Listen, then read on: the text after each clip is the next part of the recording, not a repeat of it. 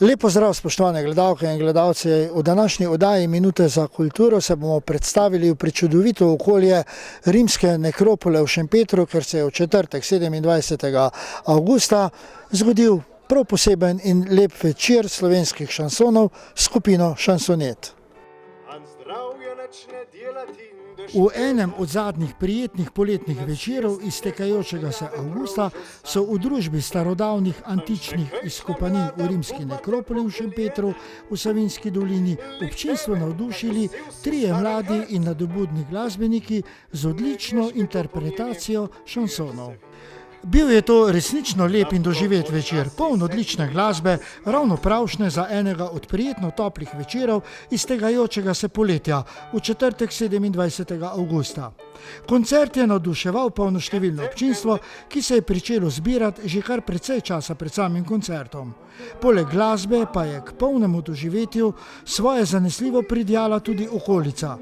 Fantje so si za večer šansonov izbrali rimsko nekropolo v Šempetru v Savinjski dolini in tako tudi poimenovali svoj koncert Večer šansonov v rimski nekropoli. Pravzaprav so tam nastopili na povabilo Šempetrskega turističnega društva in v njihovi soorganizaciji. Pa kako ne bi, saj sta od skupine treh izvajalcev kar dva domačina, študenta Nace Pogačar na kitari, ki poleg tega tudi rad zapoje, in Jure Jordan Kozjak na klaviaturah in harmoniki. Tretji pa prihaja iz Kozjanskega, iz Gorice pri Slivnici, bodoči bruc in pevec Vid Palčnik. In ko se je sonce nad rimsko nekropolo potopilo v večer, so vsi trije na koncertu svojo radoživo in odlično interpretacijo resnično ogreli polnoštevilno občinstvo. Okoli 250 se jih je zbralo in temperaturo stopnjevali iz šansona v šanson. Večine njih od Iztoka Mlakarja, poleg njega pa še izpisane palete drugih avtorjev, legendarnega Frana Milčinskega Ježka, Jureta Ivanušiča, Svetlane Makarovič, Janija Kovačiča, Tomaža Hostnika in še bi se kaj našlo. Seveda jih je občinstvo, ki ni bilo samo iz domačih logov, tudi iz drugih krajev in tudi iz Celja, med njimi tudi znani glasbenik Ivo Umek, navdušeno sprejelo, tako da so morali zaigrati še 3 dodatke. In vidno zadovoljni s koncertom so bili tudi mladi izvajalci. Čudovito, čudovito. Mislim, za vse glasbenike je verjetno za ta povratek po tem dolgem obdobju, mislim, da 5 mesecev na odre je res čaroben, da lahko stojiš pred živo publiko, da imaš nek odziv. Mislim, sej tudi preko računalnika smo koncert izvedli, ampak to ni tako, kot je pa takle, uživo pred publiko, z odzivom, neka čarovnija se zgodi in tega pač ne gre drugače kot uživo. Tole je bilo super, res. Zdaj smo imeli v bistvu tako pauzo kot večina glasbenikov po celi Sloveniji oziroma po celem svetu in je bilo tole res tak svež veter. Ko sem pa že tudi na koncertu omenil, tule je res tak občutek za naš, ker jaz sem tule v bistvu doma 100 metrov naprej in mi je res posebno mesto zapisano. Pa da vidiš vse te ljudi, ko so tule danes uspeli se zbrati, je res fenomenalno, fenomenalno. Težko je strniti občutke ob takšnem koncertu, ob taki publiki, ob takem vzdušju, sploh pa zdaj po korona krizi, ko smo bili vsi željni tega, da se dobimo, da se sestanemo in imamo v živo neko zadevo pred takim občinstvom, mislim, enkratno, fenomenalno, še kdaj, še velikrat. Vsi trije glasbeniki skupine Šansonet so svojo glasbeno pot pričeli že v srednji šoli, na šolskem centru v Celju. Glasba jih je združila in tudi povezala v pravo prijateljstvo. Kako pa se je pravzaprav pričelo?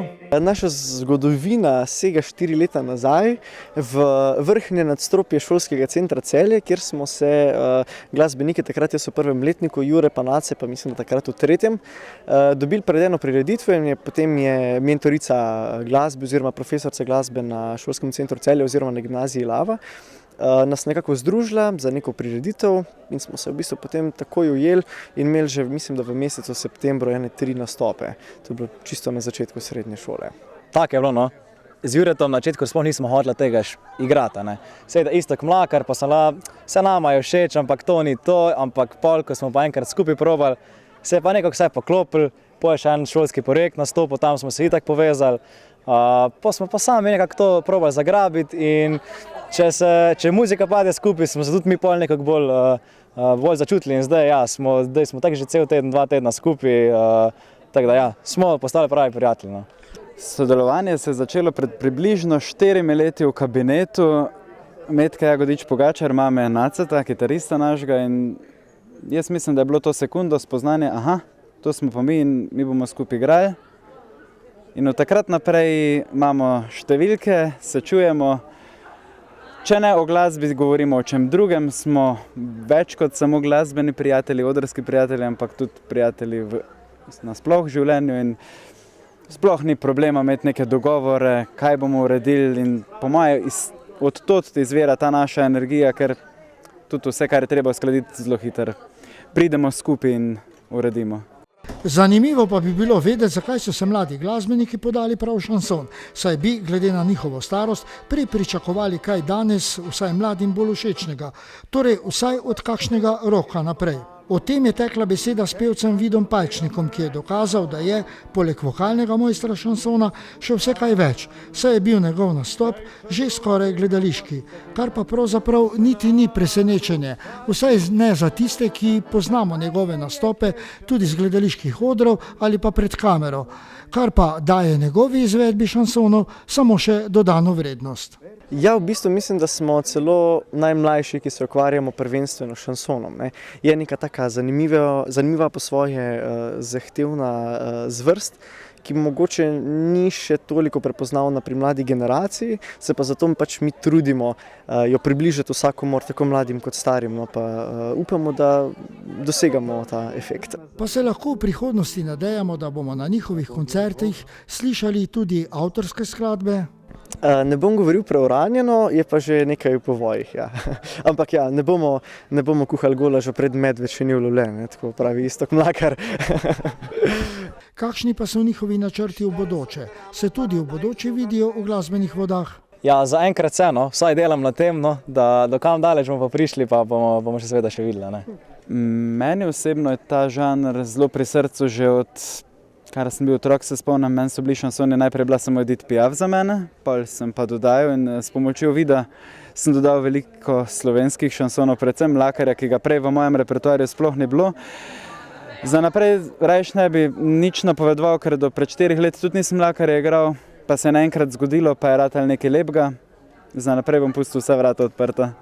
Pa v bližnji prihodnosti načrtujejo še kaj koncertov? Seveda je pač zdaj potrebno biti malce bolj pozoren na ukrepe, spoštovati, se pravi, so koncerti nekoliko manjši in nekoliko redkejši, ampak no, se trudimo, da vseeno nosimo šanson malo po krajih v bližini, tako da zdaj nas čaka Mozirje in pa Rogaška v bližnji prihodnosti. Za naprej pa se seveda začenja zimski čas, zaprti prostori, ki vemo, da zaradi epidemioloških razlogov niso najbolj ugodni, tako da upamo, no, da bo vseeno kaj priložnosti. No. O glasbeni poti šansoneti in vseh 3 fantih bomo zanesljivo še slišali, zagotovo je pred njimi še obetavna prihodnost. Kot gosta koncerta pa sta nastopila mlada vokalistka in pianistka Neža Pogačar ter vokalist na kahonu Nejc Pogačar, ki šansonetom običajno nastopata na večjih koncertih. Res izvrstna glasbena izvedba skupine Šansonet z Vidom Palčnikom na čelu je ogrela polnoštevilno občinstvo tukaj v rimski nekropoli v Šempetru. In lahko rečemo, da je bil to res lep med zadnjimi poletnimi večeri letošnjega poletja. Toliko v današnji oddaji Minute za kulturo na televiziji Celje. Hvala, da ste bili z nami in pa prav lep pozdrav do prihodnjič.